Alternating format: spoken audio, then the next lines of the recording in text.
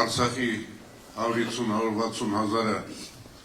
94 թվականի 15-300,000 հրաշալի գններ։ Բայց եկեք նայեք իրականության ամբողջովին։ Ինչ եմ սա ասում։ Հիշենք նաև թե այդ ժամանակ ինչ վիճակ էր Հայաստանում, երբ որ Ռոբերտ Քոչարյանը եկավ Հայաստան և դարձավ նախագահ։ Աղքատությունը Հայաստանում 54% էր։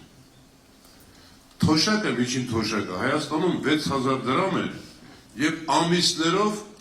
թոշակառուները չէին ստանում, դասատուները աշխատավարձ չէին ստանում, տնտեսությունը մեռած էր։ Իրա գնալուց հետո թոշակը 5 անգամ բարձրացել էր միջին թոշակը։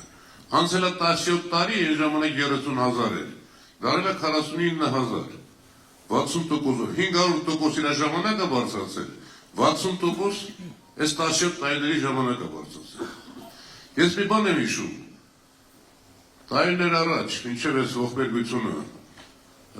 դու վստահ եմ շատ լավ ճանաչում ես Արցախի հերոս, Արցախի ազատամարտի ամենապայծառ կերպարներից մեկին Ժաննա Գալստյանին։ Ժաննա Գալստյանն ասում է, երբ որ Քոչարյանը նախագահ էր Հայաստանի և գալիս էր Արցախ,